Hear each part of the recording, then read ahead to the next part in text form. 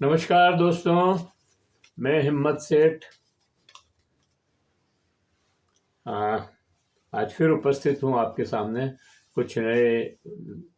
कल हमने जो भारत के संविधान पर बातचीत की थी कि भारत का संविधान सबसे बड़ा संविधान, लिखित संविधान है, उसकी जो विशेषताएं हैं वो उसके ऊपर चर्चा की थी और कैसे बना, कितने अनुच्छेद हैं, कितनी अनुसूचियां हैं, इस तरह की सारी बातें हमने कल के वीडियो में की थी। अब आज के वीडियो में हम ये जो संविधान की प्रवेशिका है, मतलब प्रस्तावना, मतलब उद्देशिका, तो उसके बारे में चर्चा करेंगे। और वो हमारे मतलब ये जो उद्देशिका या प्रस्तावना है, ये हमारे इस संविधान की आत्मा है, प्राण है और मतलब एक लघु संविधान है कि जो मतलब पूरे संविधान का निचोड़ जो है वो इस प्रस्तावना में है। तो मैं इस प्रस्तावना को पढ़ूं उसके पहले मैं ये अपील करना चाहूँगा कि अगर आपने हमारे चैनल को सब्सक्राइब न किया है तो सब्सक्राइब कर दें, बेल आइकन दबाना न भूलें और वीडियो अगर अच्छे लग रहे हैं तो लाइक करें और फॉरवर्ड करें और लोगों को बताएं कि हमारे वीडियो देखें। मुझे अच्छा लगेगा अगर आप इसे सब्सक्राइब करेंगे तो अब मैं इसको पढ़ता हूँ।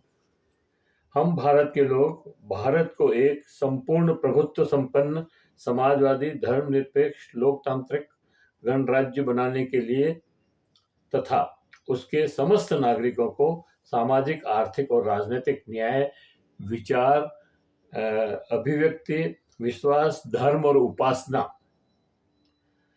की स्वतंत्रता, प्रतिष्ठा और अवसर की समता प्राप्त करने के लिए तथा उन सब में व्यक्ति की गरिमा और राष्ट्र की एकता और अखंडता सुनिश्चित करने वाली बंधुता बढ़ाने के लिए दृढ़ संकल्प होकर अपने इस संविधान सभा में अपने आज दिनांक 26 नवंबर 1949 को अत्य द्वारा इस संविधान को अंगीकृत, अधिनियमित और आत्मर्पित करते हैं। जय संविधान। तो ये संविधान की प्रस्तावना है और इसमें सारी चीजें लिखी हुई है कि ये हमारा संविधान कैसा है और किसके लिए है। इसमें साफ लिखा है, हम भारत के लोग, मतलब हम भारत के लोग जो है इस संविधान को हमें अपने आप को समर्पित करते हैं। हर संविधान एक प्रस्तावना से शुरू होता है जिसमें संविधान के मूल उद्देश्य तथा लक्ष्य शामिल होते हैं। ये संविधान की रचना करने के विचारों और भावनाओं का दर्पण होती है। तो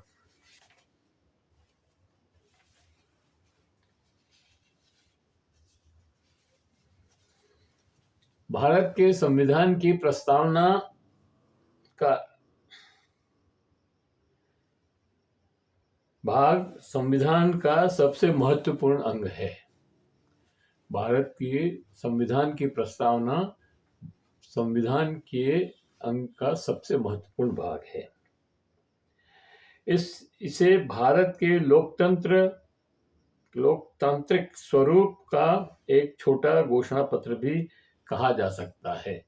यह संविधान की आत्मा है, प्राण भी है।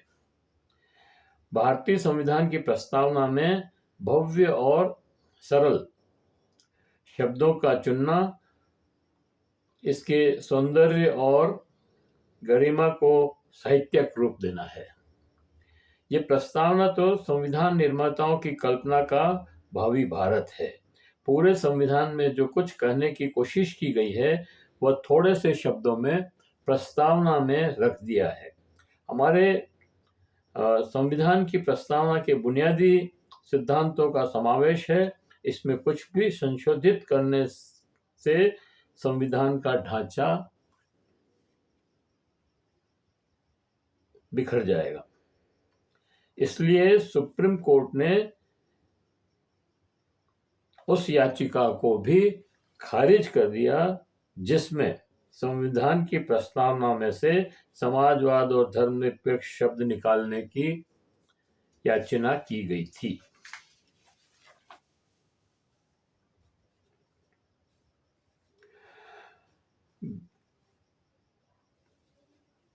ग्यारह 17 अक्टूबर 1949 को संविधान सभा में संविधान की प्रस्तावना ड्राफ्ट पर विचार किया। कुछ सदस्यों ने संविधान की प्रस्तावना पर कुछ संशोधन प्रस्तुत किए जिन्हें संविधान सभा ने नामंजूर कर दिए। उसमें खास जो था वो हरे विष्णु कामत, जो बाद में सांसद भी रहे।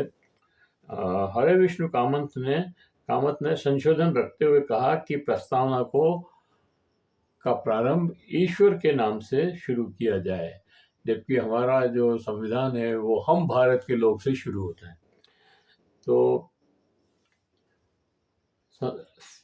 बहुत चर्चा हुई और बहुत आपस में बड़ी बहस होने के बाद ये तय हुआ कि वोटिंग करा ली जाए इसके ऊपर।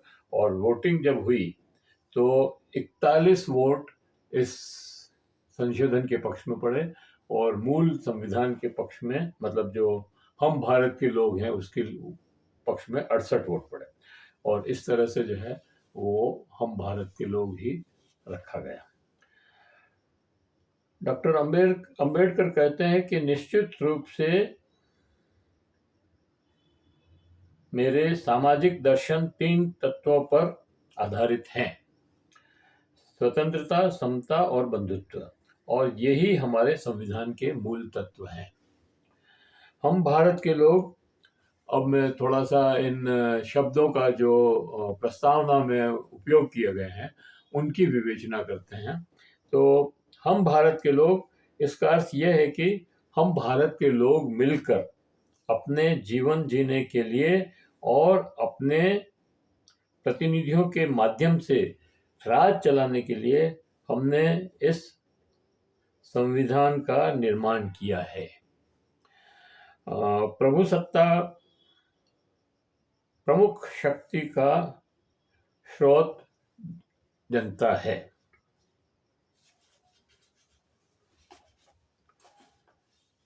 प्रभुसत्ता यानी सर्वोच्च सत्ता, यानी सारी शक्तियां जनता के पास है, उसी में निहित है। खास बात यह है कि पूरे भारत में सिर्फ एक ही नागरिकता है, भारतीय नागरिकता। नागरिक किसी भी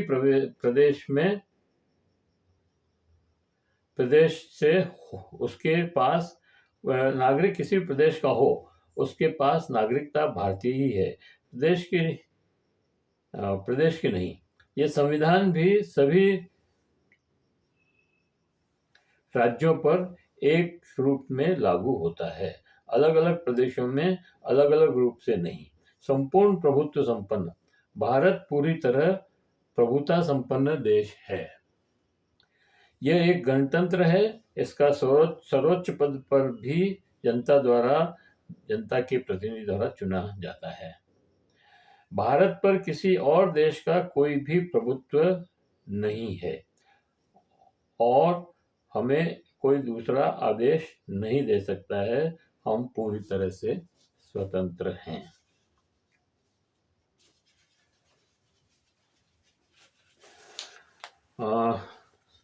फिर आता है समाजवाद। संविधान की उद्देशिका में सभी नागरिकों को आर्थिक सामाजिक न्याय और सामाजिक प्रतिष्ठा तथा अवसर की समानता दिलाने के संकल्प का जिक्र किया गया था। हमारा संविधान कल्याणकारी राज्य है। राज्य और समाजवादी राज्य की स्थापना करता है। समाजवाद का अर्थ है किसी ऐसी व्यवस्था जिसमें हर एक नागरिक को शिक्षा, स्वास्थ्य, रोजगार, आवास उपलब्ध हो। प्राकृतिक संसाधनों पर सब नागरिकों का बराबर का अधिकार हो। देश की धन संपदा, उत्पादन के साधनों का लाभ कुछ अमीर लोगों तक सिमट न जाए।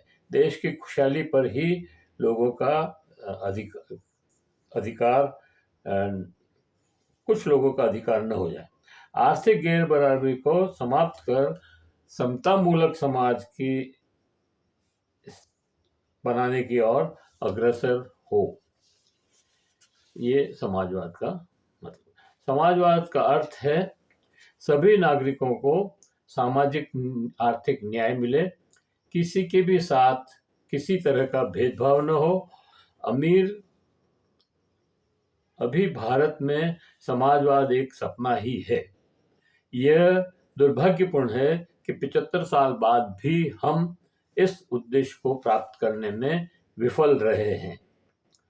सरकारों और राजनीतिक दलों पर इस और काम करना चाहिए। धर्मनिरपेक्षता।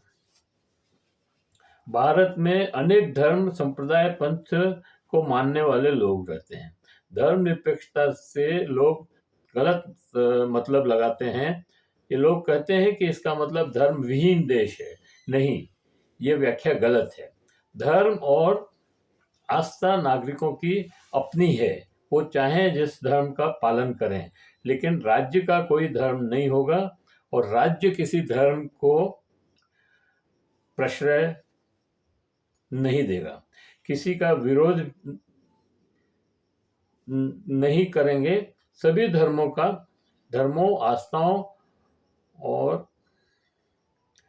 आस्थाओं को निर्बाध रूप से आगे बढ़ने देंगे। सामाजिक न्याय। हमारा देश सामाजिक तौर पर बहुत विभाजित है। अनेक जातियां हैं। जातियों में ऊंच नीच का भाव भी बहुत है। छुआछूत और अछूत होने का दंश भी कई नागरिक शताब्दियों से झेल रहे हैं। हमारा संविधान उन सबके साथ न्याय करने का संकल्प लेता है और जाति, धर्म, संप्रदाय और आर्थिक समानता, संपन्नता, विपन्नता व लिंग के आधार पर कोई भेदभाव नहीं होने देगा। अछूत नाम की कोई चीज भारत में नहीं रहेगी।